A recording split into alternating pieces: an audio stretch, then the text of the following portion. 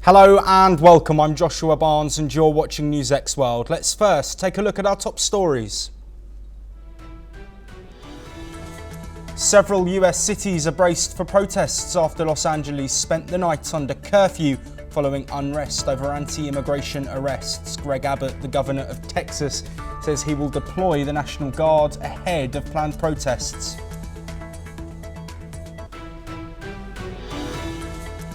US President Donald Trump says that the trade deal with China is done, including the sale of rare earth minerals. It comes after 2 days of intense negotiations in London, where the United States and China agreed to ease export curbs and keep the tariff truce alive.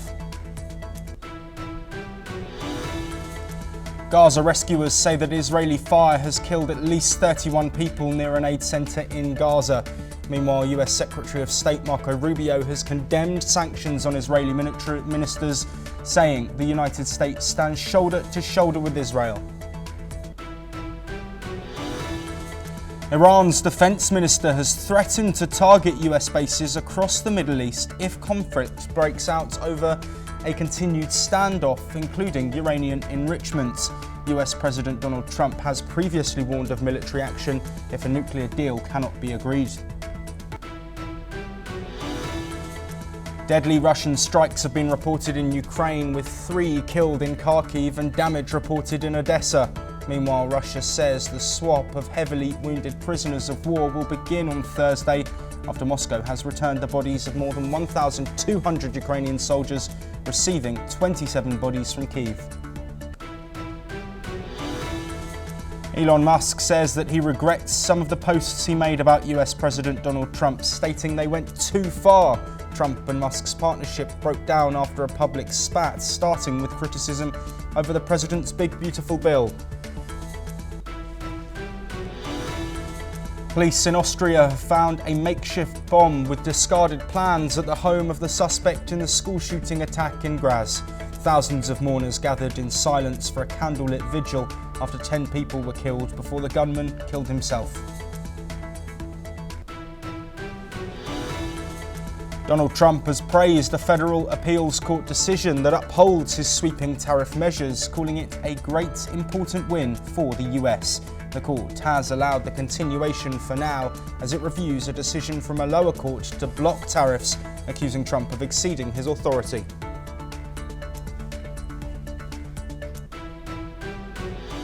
We start this hour with trade, and in the latest development in the US-China trade talks, President Donald Trump has confirmed that the trade deal with China is now done, subject to Xi's as well as Trump's final approval. Trump also said that China will supply rare earths to the US, and also that the US would provide to China what it had agreed upon. This comes as the United States and China agreed on a framework on trade after 2 days of talks in London. The talks were aimed at de-escalating tensions among the world's top 2 largest economies. The framework aims to ease tensions over critical minerals and technology exports, including rare earth minerals and AI restrictions. This breakthrough comes a month after Washington and Beijing announced a 90-day pause on most tariffs following talks in Geneva. However, the Geneva deal had faltered over China's continued curbs on critical mineral exports, prompting the Trump administration to respond with export controls of its own, thereby preventing shipments of semiconductor design software, aircraft and other goods to China. Officials from both sides say that they would move forward with the framework pending its approval from Xi and Trump. Let's have a listen. We have reached a framework to implement the Geneva Consensus and the call between the 2 presidents. Right, so that was on June 5th. So we've combined those 2. We've reached a framework for implementation. Now the process will be, we're both going to go back. We, Ambassador Greer, myself, and Scott Bessent, who just left a little earlier, which you saw, because he's testifying tomorrow on the Hill. So the idea is we're going to go back and speak to President Trump and make sure he approves it.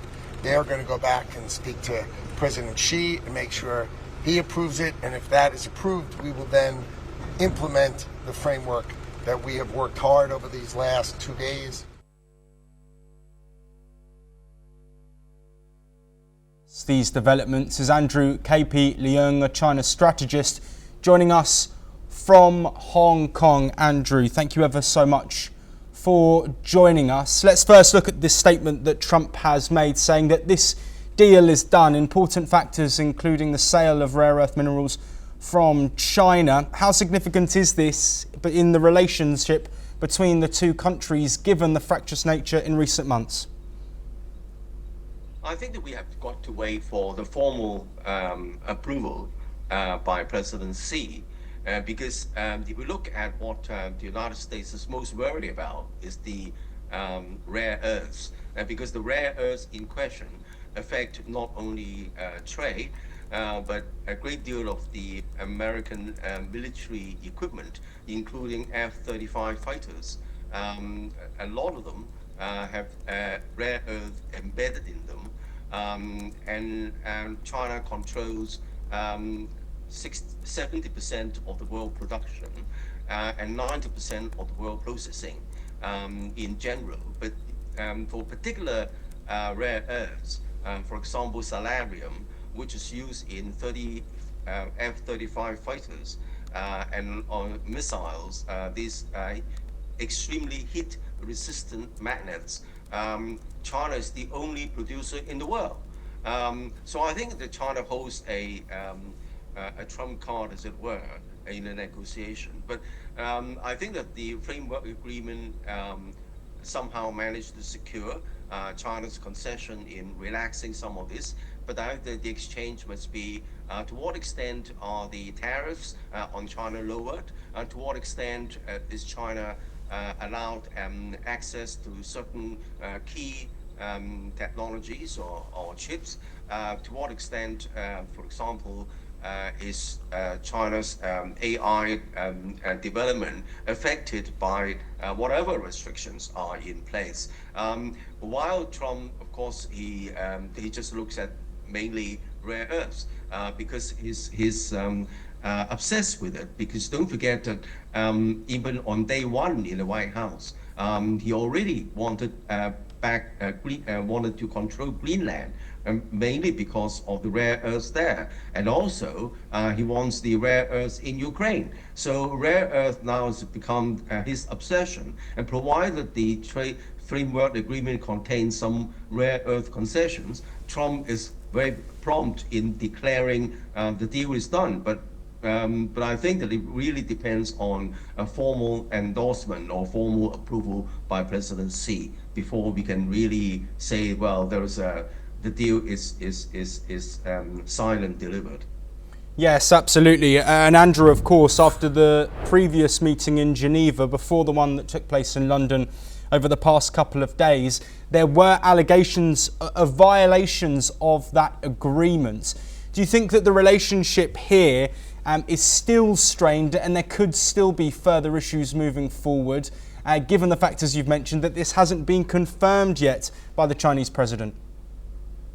Well, I think that what has not been confirmed by the Chinese president is not an indication that the Chinese side is dithering, but of course it requires a very careful assessment overall, because the methods of negotiations are very different between the Western kind of method in general and the Chinese general approach to negotiations. The Chinese always approach negotiations holistically. In other words, even though if there are 10 clauses, even though 9 clauses agreed, it doesn't mean that the whole thing is agreed, because any one clause is not agreed would affect the agreement of the other clauses. So that's the usual Chinese way of conducting negotiations. The whole thing must be looked at as a whole. Whereas the Trump administration seems just to zero in on rare earths, and they say, "Oh wow, well, rare earths. Well, we've got some concessions. Well,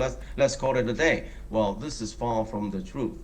But I think that both sides want to negotiate, and of course the United States just want to up the ante in the beginning in order to get the maximum gain for the United States. But China is not covering behind, in front of Americans bullying. So I think that there still requires some sort of process on the Chinese side, but it doesn't mean that both sides do not want to negotiate. If both sides really want some sort of a deal that could make the relationship more sustainable. But I think that the details have got to be looked at firstly by the Chinese side before you can say that everything is done.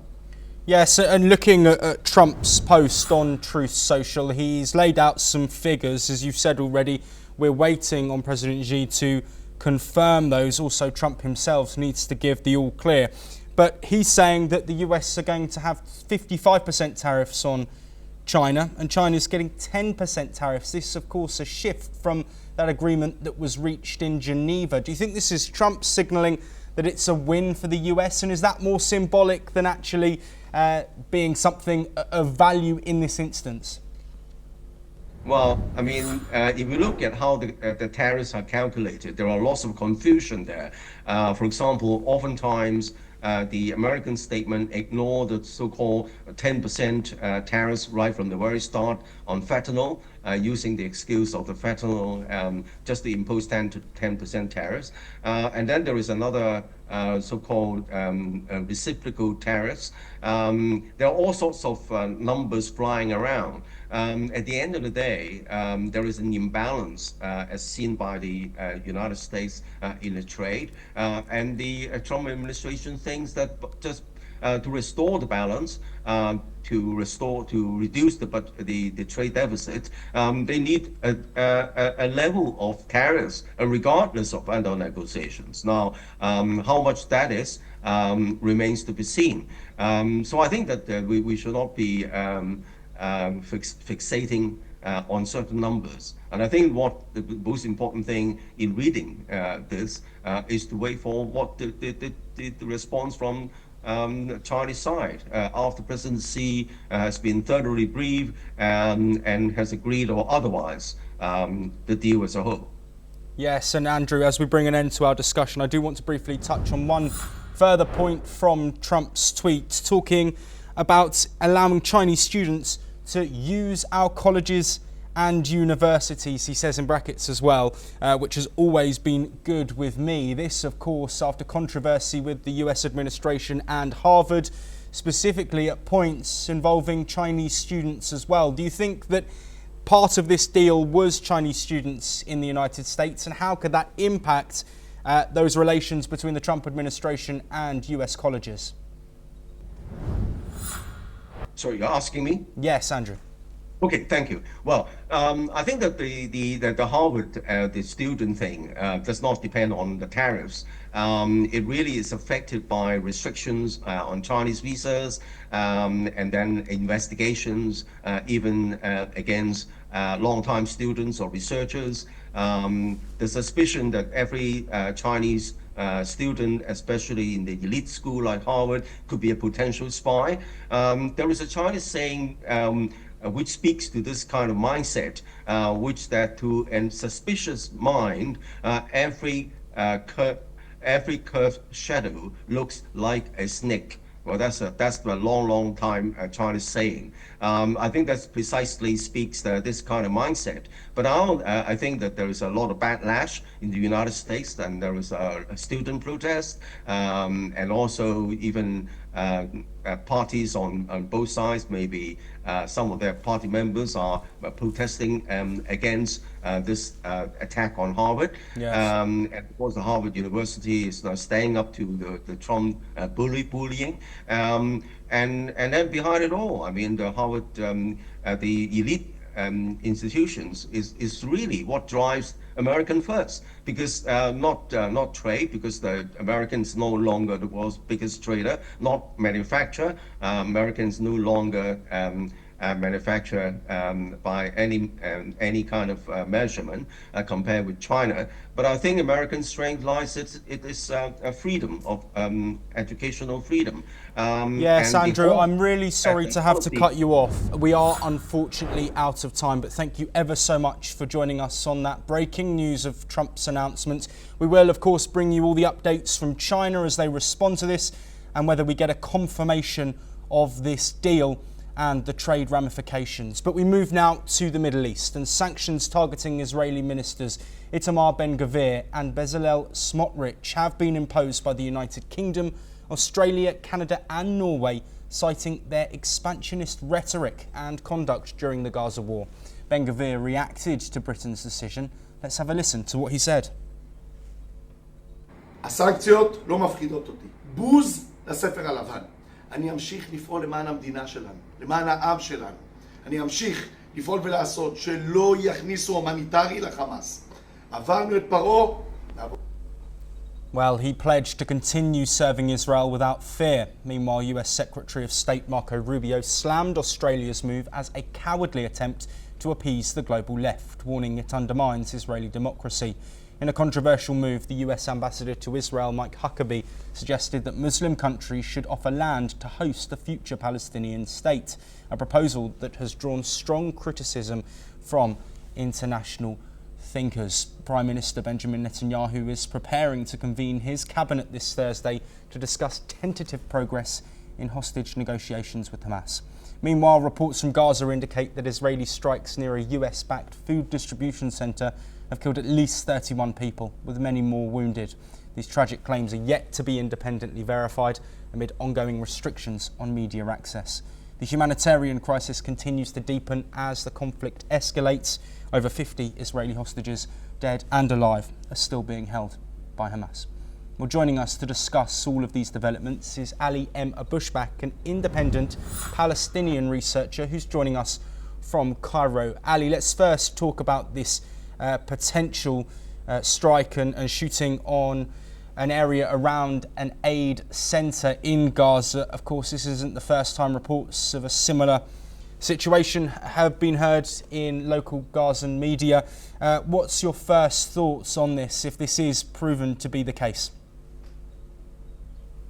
Thank you, Joshua. The thing is, the situation in Gaza, it's completely tired. So, especially the people, they are gathering and massing to forsake to take a humanitarian aid. Especially, there is a lake in food, and there is the lake for essential material to survive. So and also there is a chaos in this publication, in this gathering. So there is no doubt there is a lot of casualties, especially also from the people, because many of them, they are going to steal a flower from the humanitarian distributor. So the things is in Gaza, according to what I heard from the civilians and witnessing in Gaza, it's completely chaos, especially during the distributing the humanitarian aid, especially from the American organization. They couldn't able to organize the things because of the huge number of people they are gathering and creating a chaos to forsake of taking the food. So in my opinion, what is happening is a famine revolution in Gaza, because the people for past 3 months, around 3 months, they are suffering from the starvation, suffering from the famine. And this is a normal thing. And also, we are not talking about the Israelis' attack in that in a humanitarian gathering, but also there is a Palestinian. They are killing each other, unfortunately, for sake of taking a single piece of food. So what is happening? It's behind our imagination. What is happening on the ground? We can't imagine, especially that situation. It's escalating, and there is no solution, and there is no glimmer of hope for Palestinians. Everyone was expecting it during the holidays. For Muslim, there is a temporary truce, but unfortunately, no one, it's not success the effort to reach for truce. Especially, that these people are, since past around 5-6 months, they are suffering from the Israelis' bombardment, suffering from the Israelis' airstrike, continuous and Israeli invasion of the area. Yes, Ali, we are running shorter on time, but a couple of quick questions. Let's look at the US response to these sanctions that the United Kingdom, Canada, Australia and Norway have placed on two Israeli ministers. Is there a clear rift now amongst some Western nations? It's those that support the humanitarian situation and condemning Israel versus the US, who are standing by Israel and all of their actions. Well, Joshua, we are witnessing unrepresenting relationship between Israel and Western country. For 1 month, Western country was, they were warning Israel and threatening Israel that they are going to impose the sanction if Israel is still violating the human rights in this area in Palestine, despite what is happening with regard with regard Itamar Ben-Gvir and Smotrich, but it's unrepresenting things. For the first time, we have seen that Western country and Western government impose a sanction on the Israelis ministry, and especially these two ministry. It has a controversial statement against the Palestinian in Gaza as well as in West Bank. So what is happening now? We are witnessing how the advocacy and how the Western country is taking an action to support what has remained from the humanitarian value in this area, especially Israel's cross the border. I mean, cross the red lines with regard humanitarian and with regard the international agreement, and especially the morale of the war. So, in my opinion, what is the statement of American foreign minister, what he said, or the American what he was saying, it's not about the biasness about with Israel only, but it's choked. How is the Americans' criteria about the human rights, and what is what's the value of the human rights, especially Israel using the famine and the food as a war weapon, and this is it's prohibited according to international law. People are suffering, and they are most of the casualties from the civilians, not from Hamas. So what is happening? At least there's some movement. At least being late better than nothing. So what is happening from the Western country? It's giving a glimmer of hope for Palestinians that there is some country take care about the value of a human people in Gaza, especially after they are considered themselves, the international community forget them because of Israel's violation against them. Yes, Ali M. Abushbak, we are unfortunately out of time, but thank you ever so much for joining us. All eyes will be focused on a cabinet meeting tomorrow that will be taking place with Benjamin Netanyahu's top team relating to a potential hostage exchange deal. We'll bring you all those updates as we get them. But we now stay in the Middle East, and Iran has threatened to strike US military bases across the region if nuclear negotiations collapse, just days before the next round of talks is set to begin. Defense Minister Aziz Nasirzadeh today said that all US bases are within our reach and we will boldly target them in host countries if conflict breaks out. Let's listen in to the full statement. اونجا نکشه گفتگو به نتیجه برسه، ولی اگر نرسه به ما درگیری تحمیل بشه قطعاً تلفات طرف مقابل بیشتر از ما خواهد بود و در اون صورت آمریکا باید منطقه رو ترک کنه، چون تمام پایگاهاش در دسترس ماست. ما دسترسی بهش داریم و بدون ملاحظه همه اونها را در کشورهای میزبان مورد هدف قرار خواهیم. واقعیت ما یک هفته پیش آزمایش یک موشک با موفقیت بسیار خوب با سر جنگی دوتون. Well, the warning comes amid renewed tensions over Iran's uranium enrichment and missile program, which remain key sticking points in talks. While the US says talks will resume tomorrow, Tehran has confirmed Sunday as the start date, with negotiations expected in Oman. President Trump has repeatedly warned Iran of military consequences if no deal is reached, while Iran maintains its nuclear program is for civilian purposes. Well, joining us to discuss all of these developments is Raymond Vickery, former US Assistant Secretary of Commerce, who is joining us from Washington, D.C. Raymond, as always, thank you ever so much for being here. Iran have been very bold with what they've said, threatening US bases if a conflict is undertaken. How significant is this, and how might Trump react to such provocation? Well, thanks, Joshua, very much for having me. Peace, war, has to be waged. It can't be just a real estate transaction, which President Trump is used to. And as we say in the U.S., chickens are coming home to roost from his transactional approach to this. There's no question that if Trump continues to say that he is going to resort to military action if he doesn't get his way, the Iranians, of course, are going to say, well, we're going to use military force and attack you as well. I think that this is basically a tit for tat kind of theatric for this. But the basic question is, how do you square the circle between Trump's rhetoric and the reality on the ground? He has said repeatedly that Iran must give up all of its enrichment. Iran, on the other hand, is saying, no, we have the right under international law to do enrichment for peaceful purposes. I think neither side really wants military action. Trump obviously has his hands full with each of the topics that you've been discussing: Gaza, China, Ukraine, and of course now the demonstrations in the United States.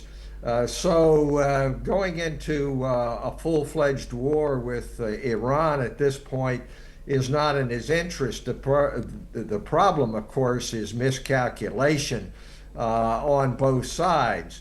The idea that you can continue this kind of bluster is not right.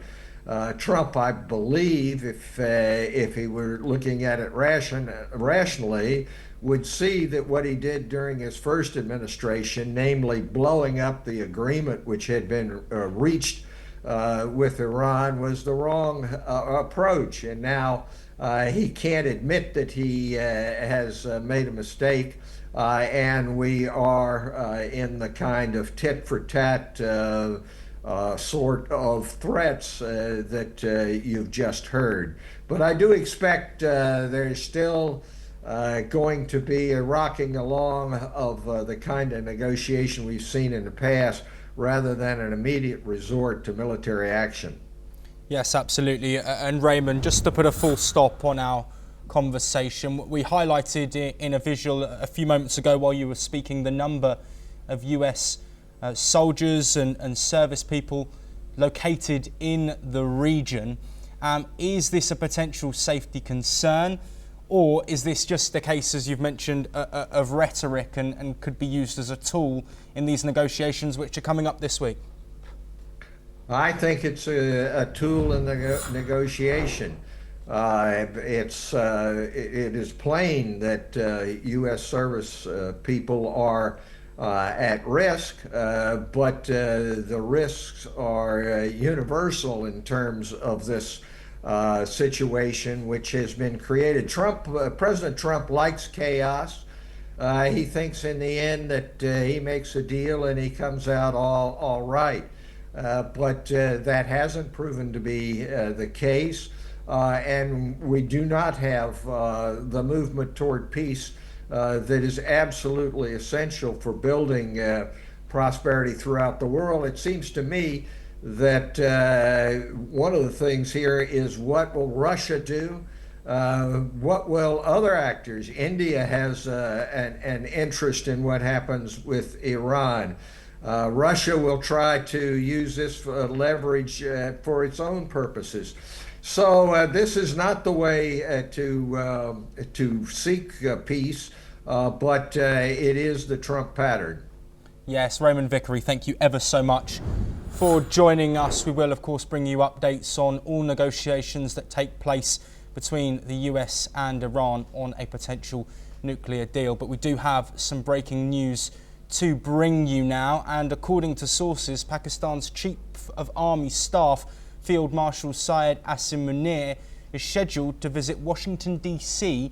for the US Army Day celebrations on June the 14th. This news, of course, comes in the wake of tensions between India and Pakistan after the Pahalgam terror attack and India's Operation Sindoor, and international outreach talking about Pakistani supported terrorism within the nation. But that is all we have time for. We'll continue to bring you more breaking updates from across the world.